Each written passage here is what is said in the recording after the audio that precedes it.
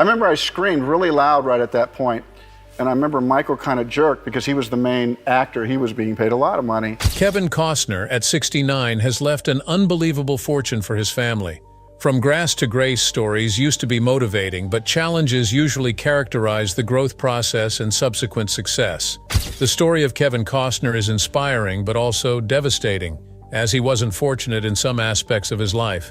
Looking back to how he started his career, from his humble background as a marketer to being one of Hollywood's most influential and wealthiest people. What were the challenges he faced in his career and his personal life that almost wrecked him financially? How did he acquire the wealth that even his generation can benefit from? Join us as we explore Kevin Costner's story together and the fortune he left his family with at 69. Early life and education. Kevin Michael Costner is an American actor and filmmaker born on January 18, 1955, in Linwood, California. He is the youngest son of William and Sharon Costner and the youngest of 3 boys, the second of whom lost his life at birth. His mother, Sharon Ray Costner, was a welfare worker, and his father, William Costner, was an electrician and a utility executive at Southern California Edison. Costner grew up in Compton, California, and was raised Baptist, where he sang in the First Baptist Choir. He spent most of his teenage years in different parts of California as his father's career progressed, requiring him to move from one city to another. He has described this time as a period when he lost a lot of confidence due to having to make new friends often each time his parents moved to a different city. He attended several schools to complete his education, but was not academically sound. He was more interested in sports, especially football, and artistic activities, such as playing the piano and writing poems. In high school, Costner struggled with insecurities because of his short stature. Costner attended California State University in Fullerton, where he studied marketing and earned a Bachelor of Arts degree in 1978. He became interested in acting and dancing in his last year of college.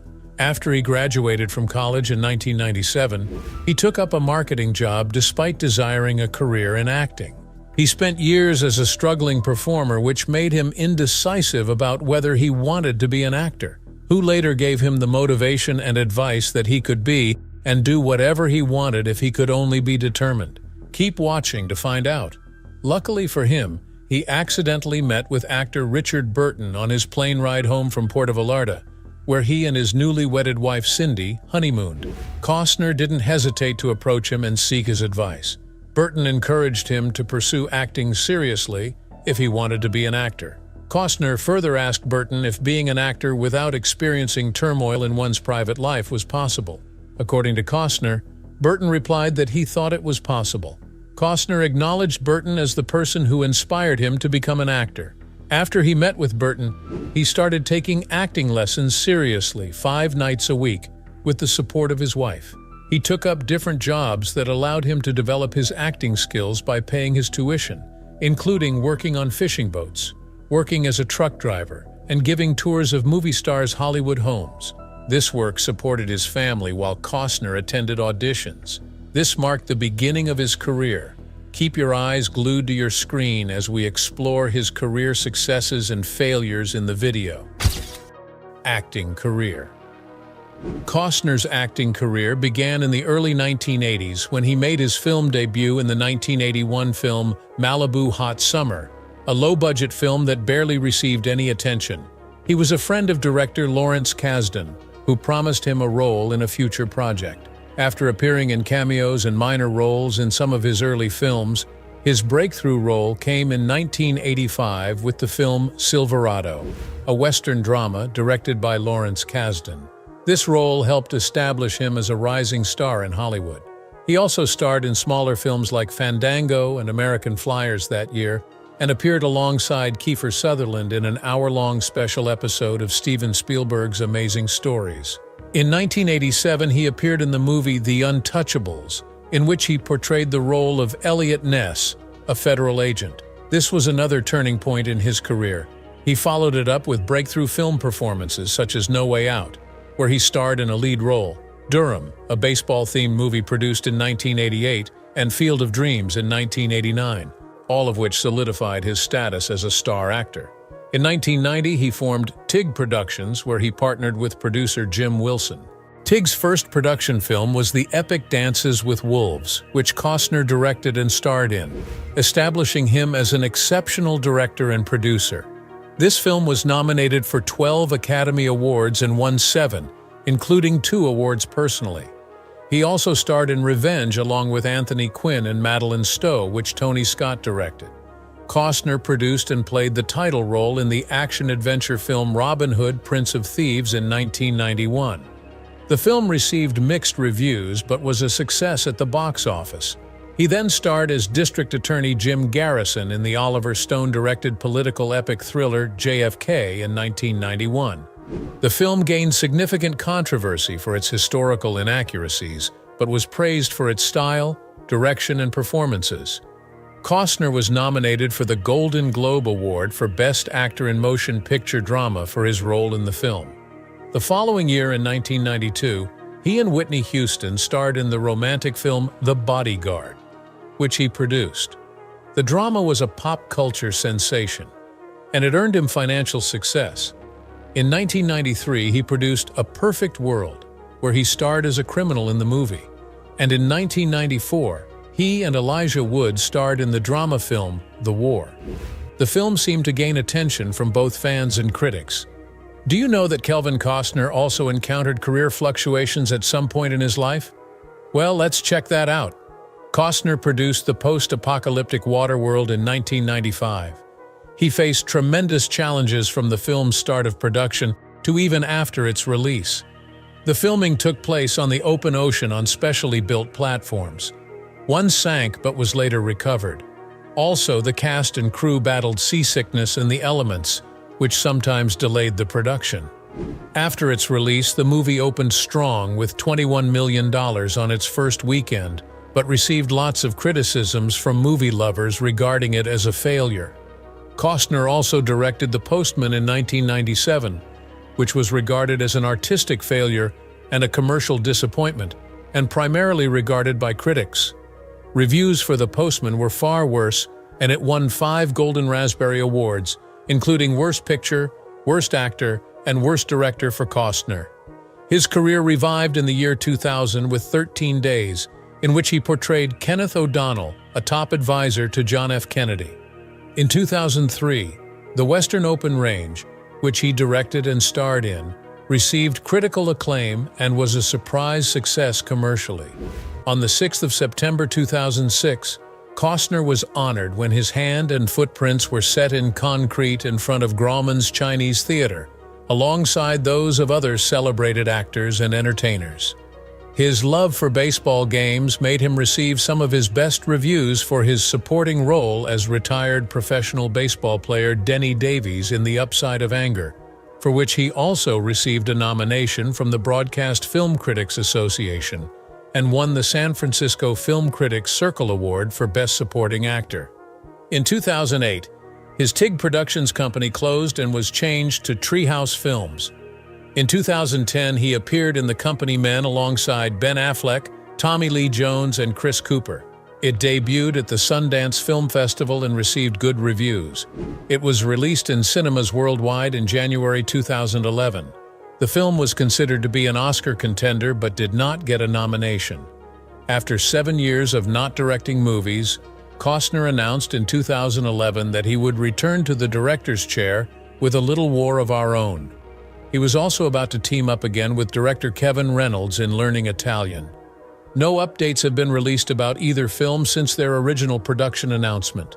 The same year, he portrayed Jonathan Kent in the rebooted Superman film Man of Steel, directed by Zack Snyder. Due to scheduling conflicts, he had to drop out of a role in Quentin Tarantino's Django Unchained. He also portrayed Devil Anse Hatfield in the 3-part miniseries Hatfields and McCoys, which premiered on 28 May 2012 on the History Channel. It broke a record by amassing almost 14 million viewers. This role earned Costner the 2012 Emmy Awards for Outstanding Lead Actor in a Miniseries or a Movie, the 2013 Screen Actors Guild Awards for Outstanding Performance by a Male Actor in a Miniseries or Television Movie, and the 2013 Golden Globe Awards for Best Performance by an Actor in a Limited Series or a Motion Picture Made for Television. In 2014, Costner appeared in 5 movies of different movie genres.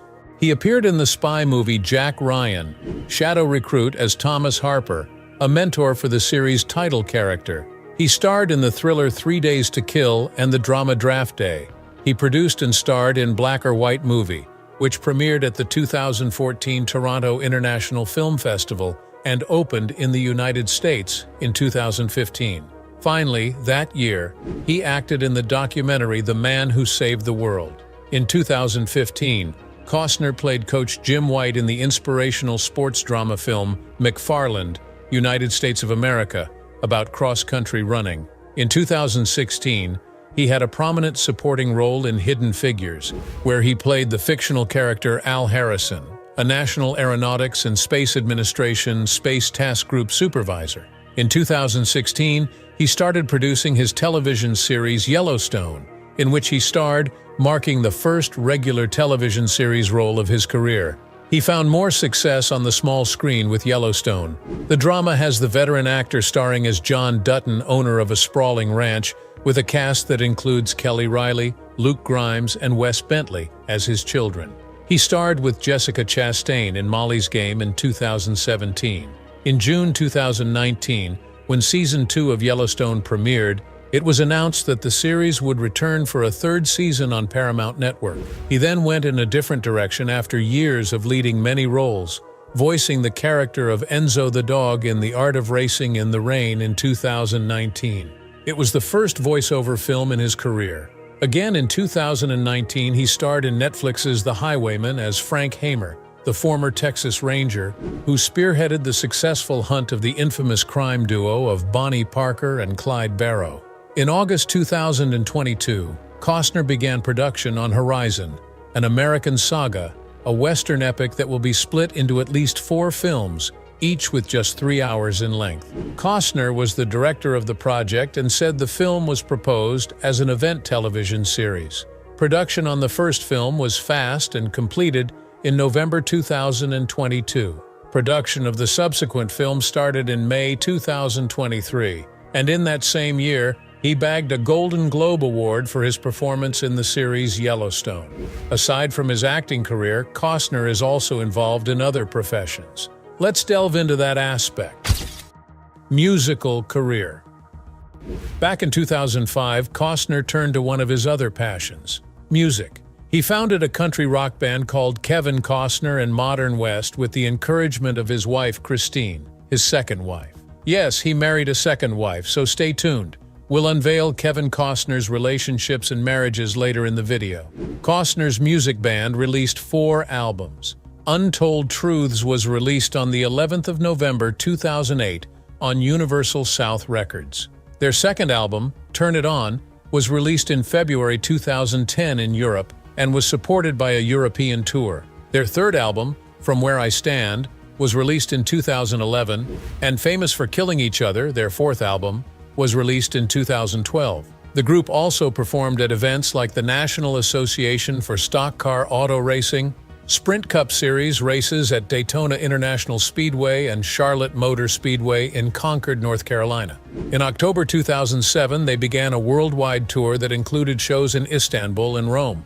In August 2009, tragedy struck during their tour at the Big Valley Jamboree in Camrose, Alberta.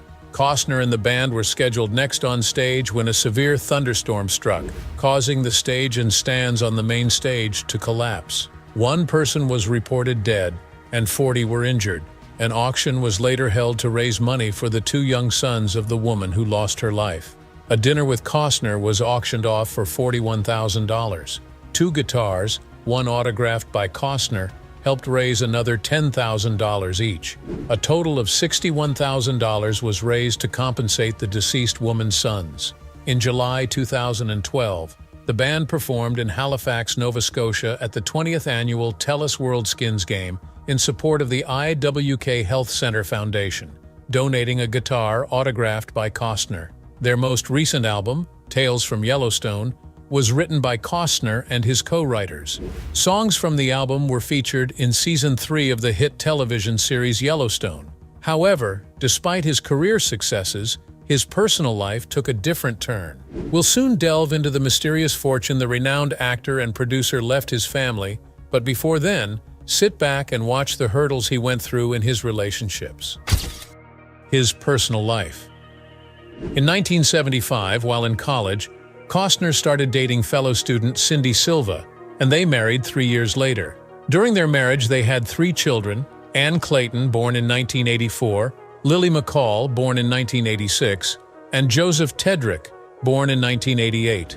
The couple divorced in 1994 after 16 years of marriage due to Costner allegedly having an affair while on the set of Waterworld. Cindy accused her husband of unfaithfulness and claimed he couldn't balance his busy schedule with his family. As a result, she received a settlement of $80 million after their divorce. In an interview, Costner said that Cindy was the better person in the marriage, describing her as intelligent, sweet, and beautiful. However, he added that the temptation of fame affected their relationship negatively. Following his divorce, he had a brief relationship with Bridget Rooney, who was involved in sports. Costner and Rooney had a son, Liam, born in 1996. Not much is known about why they split after a short time together. Costner later set up a trust fund in Liam's name and saw the boy occasionally but not regularly. This later fueled his fear of having a child in his subsequent relationship. How did that turn out for him? He then dated political activist Birgit Cunningham. In 1996, he met the supermodel Elle Macpherson, and they began dating shortly after they met. He was public about his feelings for Macpherson, and within months they started living together. Their love was short-lived, as they separated before the end of 1996. According to reports, some said Costner wasn't ready to settle down and have children, while others said Macpherson wasn't happy with Costner's demanding work schedule. This was one of the reasons his ex-wife Cindy divorced him. His busy work schedule prevented him from even balancing his family life. Do you think Costner stopped being interested in love after about 2 women left him for the same reason? Well, let's find out together. Costner dated a lot of female celebrities, from political activist Birgit Cunningham to a journalist on Good Morning America and many others, before he finally met Christine Baumgartner, a German-American model and handbag designer. They dated for 4 years and finally got married on the 25th of September 2004 at his ranch in Aspen, Colorado.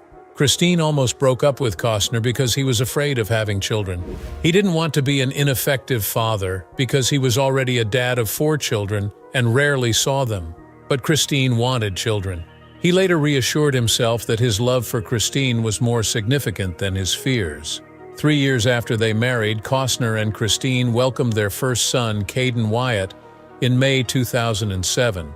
In February, Hayes Logan joined the family, and their last child and daughter, Grace Avery, was born in 2010.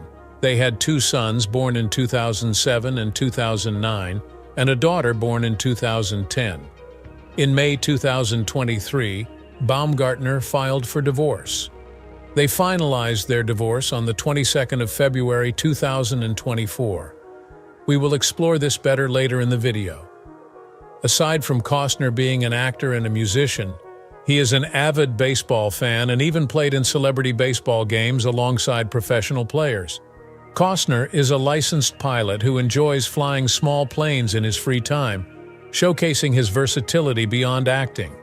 He also has other non-entertainment ventures that he established. Stay with us, and let's find out more. Business and investments. After the Exxon Valdez oil spill in 1989, Kevin Costner wanted to find a new way to separate oil from water, so he bought Ocean Therapy Solutions from the United States government for $24 million in 1995. The company specializes in developing oil-water separation machines. The machines developed by the company were of little commercial interest until the aftermath of the Deepwater Horizon oil spill in the Gulf of Mexico in 2010, where Costner marketed his device and landed a $52 million contract with BP, who took 6 of the machines for testing in late May 2010. Ocean Therapy Solutions' most giant machine, the V20, can clean up to 210,000 United States gallons, which is 790,000 liters of oily water daily. On the 8th of July 2010, Ocean Therapy Solutions reported 9 centrifuges deployed in the Gulf of Mexico, with 23 additional machines under construction and scheduled for shipment to Louisiana by the end of August 2010. Do you know that a lawsuit was filed against Costner's Ocean Therapy Solutions company? How did this happen? And do you think the jury favored him? Let's check it out. Stephen Baldwin and Spiridon Contagouris had a joint agreement with Costner to market the Ocean Therapy Solutions technology. They filed a lawsuit claiming almost $11 million in securities fraud and misrepresentation. The suit claimed that Costner met with BP without notifying Baldwin and Contagouris. At that meeting, Ocean Therapy Solutions sold $52 million worth of products to BP, receiving an $18 million deposit. Costner was then accused of using the deposit portions to buy out Baldwin and Contagouris shares before they were made aware of the BP purchase, thus cutting them out of the profits from the $52 million sale. Baldwin and Contagouris alleged that Costner misled them into believing BP had no interest in the technology, thus persuading them to accept Costner's low offer for their shares. Baldwin and Contagouris receipts from their share sales were just under $2 million. Costner gave Baldwin $1,400,000 and $500,000 to Contagouris. On the 15th of June 2012, the jury ruled in favor of Costner, giving Baldwin and Contagouris nothing. Obviously, the jury was in his favor. Let's check out the other business he established. Costner opened the Midnight Star Casino and Restaurant in Deadwood, South Dakota, in 1991 because of his deep love for Deadwood and Black Hills, historical importance of South Dakota, and their historical importance in the country's story.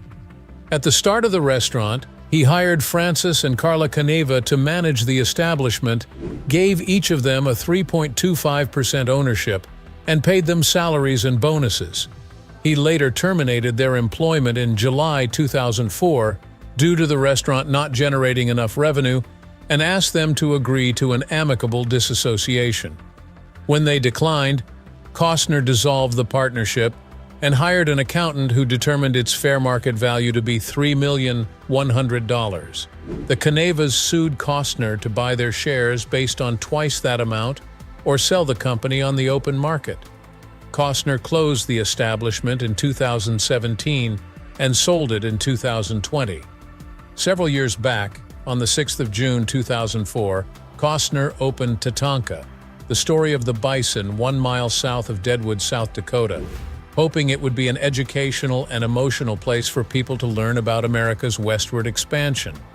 It was reported that the $5 million attraction had a new 3,800 square foot interactive center featuring exhibits, retail, and food and beverage areas, as well as offices and a small theater.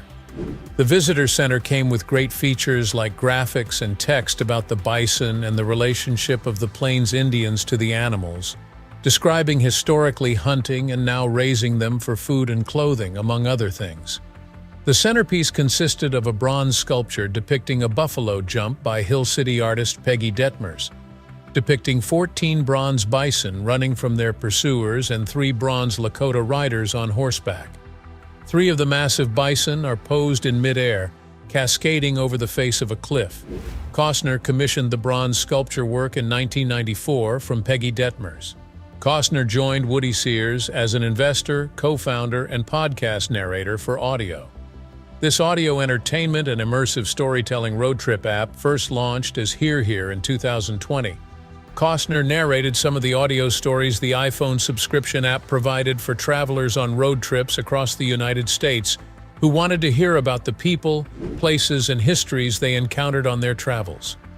This app had more than 500,000 active users. It had generated $200,000 in gross revenue in 2021 and more than $700,000 in 2022. Costner made much money as an actor, producer, and director in the 90s. He used $3 million of his own money for the 1990 Western epic Dances with Wolves, which he directed, produced, and starred in. This turned out to be a wise investment as the film, which had a budget of $22 million, became a huge success and made about $184 million at the United States box office and $424 million worldwide. He reportedly contributed to the 1997 post-apocalyptic action film The Postman, which was a notable failure at the box office, returning only $20.8 million on a budget of more than $85 million. Although this was a failure, Costner made his money back in future movies he produced. In 2014, he provided the entire budget of $9 million for Black or White, a drama that also starred Octavia Spencer, Bill Burr, and Anthony Mackie. The film more than doubled its investment, making almost $22 million. Let's see what his assets and properties look like with all these. Costner's assets and properties. Costner has acquired a lot of wealth from being an actor and a producer to being a businessman and an investor. His primary residence is a compound in Ventura, California, worth an estimated $145 million. He also owns a modest 2-bedroom, 2-bathroom home on the same street, which he purchased for over $28 million in 2006, and this was on the market for $60 million in 2017. However, Costner's most impressive property is near downtown Aspen, Colorado, where he married Christine Baumgartner. This property, also known as the Dunbar Ranch, is named after Costner's Dances with Wolves character. The 165-acre estate features 12 bedrooms and 8 bathrooms in its main house, while there are more rooms in its lake house and a river house. In total, it can sleep 25 people. That's not all. Let's explore these properties more. Dunbar Ranch also has a baseball field, a sledding hill, a private ice rink, a tubing track, and facilities for horseback riding, kayaking, hiking, and fishing. Costner purchased the land the property lies on for $30 million in year 2000. Since 2016, Costner has turned the ranch into a lucrative revenue stream, renting out the 3 houses on the farm for $250,000 per week during the high season. The rental income from the ranch for 2022, as disclosed by Baumgartner and their family's expenses for 2022, was over $2 billion. Oh wow, that's a lot of money. Now back to his divorce from his 2 wives. Did you know that these divorces decreased his net worth, as he had to pay alimony, child support, and other expenses? Keep watching to find out. The divorce that left a fortune for his family. Costner split from his college sweetheart, his first wife, Cindy Silva, in 1994 during his peak earning years. According to Forbes, Silva was awarded $80 million, a substantial piece of Costner's net worth. Not just that, he divorced for a second time in 2022 after Christine Baumgartner filed to dissolve their 18-year marriage. His divorce proceedings from Baumgartner estimated his net worth to be $400 million. This includes his movie and television earnings and his property portfolio, where he owns at least 5 properties for about $100 million total, plus a $145 million compound and the ranch's annual rental income. Costner's ex-wife's lawyer requested $100,000 per month for child support from Costner, but the judge ordered Costner to pay $63,209 per month. The judge ruled the case in Costner's favor, stating that this child support order fully meets the children's reasonable needs and that anything more significant than $63,209 per month would be disguised as spousal support. In addition to that, the court ruled that Costner was to be responsible for all the children's health insurance costs and unreimbursed healthcare expenses, including medical, dental, therapeutic, and orthodontic, as well as all private school tuition and related expenses for their 3 children: Caden, their first son, who was 16-year-old, Hayes, their second son, who was 14-year-old, and their only daughter, Grace, who was 13-year-old at the time of their parent separation. Costner has also agreed to pay for all the minor children's extracurricular expenses, hunting club dues, Caden's car, and related costs. Baumgartner filed a list of the family's expenses for 2022 on June 15, which disclosed that the children's education is about $79,000 annually. According to the same document, the family spent over $200,000 on medical expenses in 2022, and the family's hunting club dues were listed as $12,000 a year. As a result of his divorce from Baumgartner, Costner's net worth was reduced drastically. Despite his failed relationship with his ex-wives, Costner is a hard-working and resilient man who is successful and built significant wealth that even future generations can enjoy. What did you learn from Kevin Costner's story? Feel free to share your thoughts in the comment section below, and don't forget to like, share, and subscribe. Before you go, explore the other videos on your screen.